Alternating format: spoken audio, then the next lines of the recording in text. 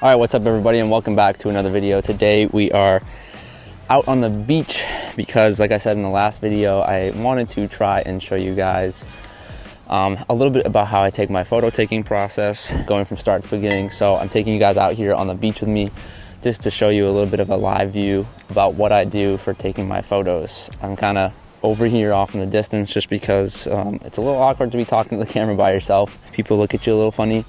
So that's why I'm staying over here, and there's also like a big crowd of people over there having a bonfire and everything. Anyway, today we're at the beach because I feel like the beach is a pretty easy spot for me to go and take pictures all the time. It's something that there's plenty of where I live, and there's usually always pretty good sunsets, although the sun is going down pretty fast, so I'm gonna try to do this as quick as possible. All right, so then if I'm just setting up and I'm looking at my shot here, just a general thing, I want to make sure first of all that my color balance and everything is good for my shot. Whenever you're taking a picture, you want to make sure that any picture you take is as good as it can be in camera, and that's going to make your job a lot easier when you get into the post-editing process.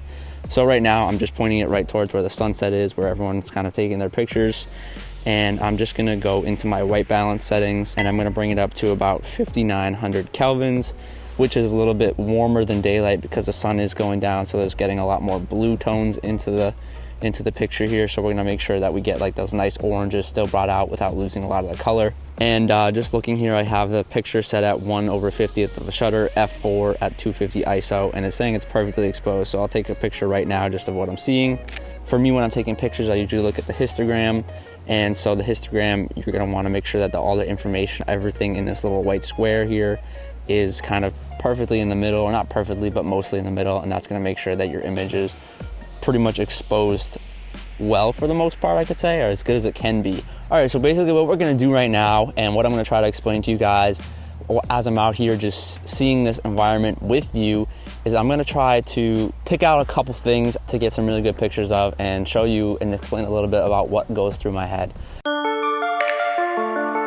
Okay, so I have the camera facing behind me on this marsh right here. I was here a couple weeks ago and I actually took this picture that you see on the screen, and I kind of want to go through the steps and showing you how I would recreate taking a picture like that. We're not going to be getting the same exact picture that you just saw, but I'm going to walk you through exactly what I was thinking when I got it. So what we're going to do first is change my settings, since we are pretty dark right here just facing off.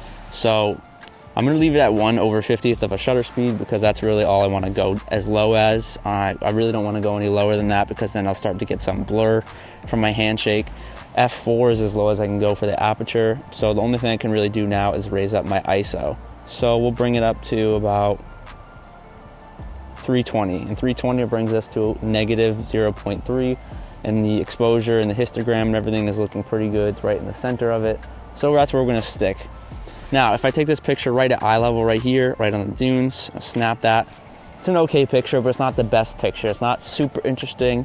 The lighting's okay, it's pretty good, even lighting, but it's not really interesting. So one thing I really like to do for my pictures, and one thing I think that gets them really interesting, it can help you get those different textures and light and contrast and everything, is to change your angle. One angle that I really like to take, especially when I'm shooting vertically, is getting really down low, and that's going to help us get a lot of that sand texture, the footprints and stuff in there, and also help to show the sky in the background with these dunes, making them look really, really large. So I'm going to take one facing straight at the dunes and also facing down there where there's a lot more color in the sky, just to show you what it looks like. So we're going to get down low here, and we get some footprints and stuff in there. We got the dunes off in the distance. We'll make sure everything's in focus. I like that this post is right in the center here, so I'll just snap that, snap a couple just because it can't hurt to get a couple, and then we're gonna move over here and face off in the distance, and you can still see the dunes over off to the right side of the composition, but you have a lot of the sand in the foreground, so you know you're at the beach, but you also see that in the distance the sky is nice and blue and pink, and I think that offers a lot of a more interesting picture. So we're gonna snap something like that right there. All right, maybe just grab another one. I think those will come out good. We'll see how they come out when we get into Lightroom and explain that stuff for you. But for now, in the sake of time, let's try to move a little bit closer down to the shore, down to the water, and get a couple of more interesting shots. So I moved locations once again, and this will probably be the last spot. I know I only did two things, but it's really cold, and this is my first video like this, and I'm out here on my own And it's a lot harder than I thought it was going to be, so just give me a break and bear with me on this. And sorry if you guys can hear the music in the background. There's some people over there having a fire. There's also some people swimming in the water, which are freaking crazy since it's only like 48 degrees and it snowed yesterday. But you know, whatever. As you can see, the sun is setting behind me. Hopefully it's not too bright and you can actually still see me. And I moved closer to the water because I think this would be a pretty cool shot. So I think if I do what we just saw in the last picture, where I try to take a picture vertically and kind of get really low, I'll get some of these ripples of sand in the foreground, as well as this really reflective water with the sky in the background, and that's going to create a really interesting photo for us to work with later in post. So let's start with that.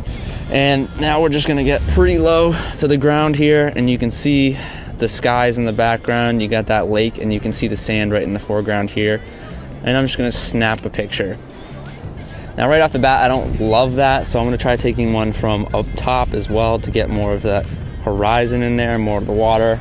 And I still don't love this picture, so what I'm going to try doing now is getting as close to the water as possible and then getting really low so it looks like I'm like hovering right over the water, and that should give us a pretty cool effect. So let's try that now.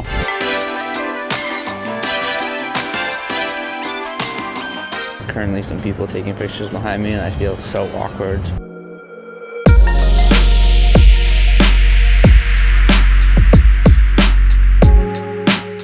Okay, hopefully you guys can still hear me from all the way over here. Again, we are gonna get real low to the ground here. That's probably one of my favorite angles, trying not to get wet. I'm gonna bring my camera down to 1/30th of a shutter speed because, excuse me, I'm at 24 frames per second, so that's gonna be good for getting us a wide shot without too much blur. You don't really wanna go below what your focal length is on your lens.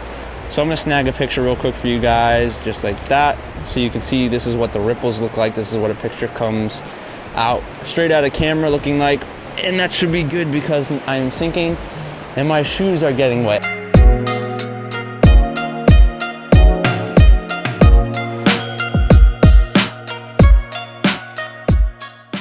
Okay, so with all of our photos taken now, we're gonna jump into Lightroom, bring all those photos in there. Now, with our photo selected, the first thing I would like to do, and I do with all of my photos, is to crop it. I'm gonna choose the 4:5 crop, just because that's what I like to do when I shoot vertically. I'm gonna adjust it to make sure that everything looks straight to me, make sure the composition's good. And once our image is all cropped and set up the way you like it, I'm gonna come in and apply a custom Lightroom preset that I've made. So we're gonna throw that on there, and as you can see, it changes the colors a little bit, and right off the bat, it doesn't look too bad. It looks, I don't know, pretty decent. I like the colors, but I think it could be tweaked a little bit and enhanced to get something more similar to the original picture that I was showing you from last week. Usually what I do after I throw on a preset like this is I'll come into all the basic adjustments under the global adjustments, meaning it affects the whole image, and I'll just reset everything. That way I can start off with kind of a fresh plate and just tweak my image to my liking. So first thing I'll do is move around the temperature sliders, the temperature and tint, to get a good white balance. And once that's done and I feel like I have a good look for the image that I want, I'm gonna come in and adjust my exposure and contrast. But you can go a little bit more into detail and bringing out some specific details in the image here and there, using the highlights, shadows, whites, and blacks sliders, and trying to keep the information all up in this histogram still somewhere in the middle without going too far to the right or too far to the left, meaning you're clipping in the highlights of the shadows. The next thing I do once my exposure is all set with the sliders is I'll try to come into curves. As you can see with this preset, I already have a basic S curve going on, so usually I won't touch this. It's good enough for me. It gives a little bit of extra contrast to the image, and it also lifts some of the blacks to give it that faded look. I kind of like where that's at in this preset, so I'm going to leave it where it is and move on to the HSL sliders or the color sliders. And basically for here, I just go through each color and look at the saturation, the luminance, and the hue and everything, and go through and make sure that I can adjust each one of these sliders to make the colors fit to my liking. So for this image, I'm gonna pick out some of the colors that I really don't like. A lot of the times, the colors that I really have to tweak with are the oranges and the blues, just because of this preset. I have kind of boosted those colors in the calibration. So those are usually two colors that are either like way too saturated or way too desaturated. So I'll go to the reds, yellows, and oranges, and the teals and blues, messing around with everything in there until I get something that looks good enough where it's looks pretty natural, but it's still very vibrant and makes the image pop. And so we'll just mess around with a few things here. Something like this will look pretty good for this image. Now, once I've done all this, the image is pretty much done in my mind, and for you it might be done as well, but there's a few more things that we can do to just enhance it a little bit. And this is usually the last couple steps that I do for taking my images like this and editing them, is I'll come up into the local adjustments, which is like your brush tool or the ellipse tool for doing like filter adjustments. Usually I'll come up and try to use these filters and adjustments to change the way the light appears in the image to make it more appealing to the eye, kind of draw your eye into something that I want to focus on in the image. In this case, I really like that the sand in the foreground has a lot of texture, so I'll usually try to use this gradient tool to make it darker, to have a dark to light gradient at the bottom of the image to kind of make you follow that light to look at the sand and then ultimately the center of the image, which is the dunes and the sky and everything. So I'll use a circular filter there and kind of bring the shadows down around the whole image, leaving that center where the circle is surrounding a little bit brighter than everything else, so that your eye automatically follows up from the bottom of the image and then lands on this little area of light, so it really keeps your viewer's attention in the areas that you want in the image.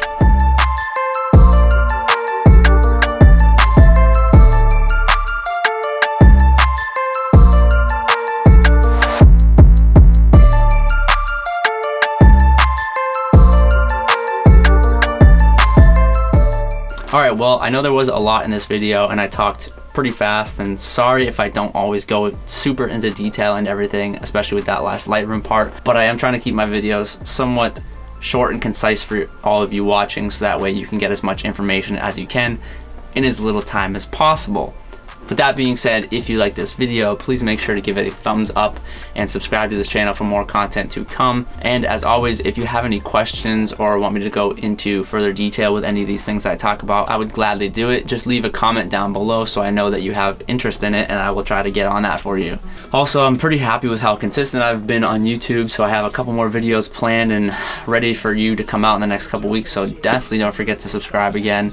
And until the next one, I will catch you guys later. Alright, peace out. Been a long day, hit your line, what you fall through with the light sticks. Maybe help me spark the ideas. We got nowhere else to go, it's only up from there. I've been on my own, just running through the field. Say vivid for the ears, I know that's how they like it. Yeah, I fantasize, tell me that it's real when it's all said and done. I said it how I feel it, I let them hear the fear of a passive aggressive angry black man with a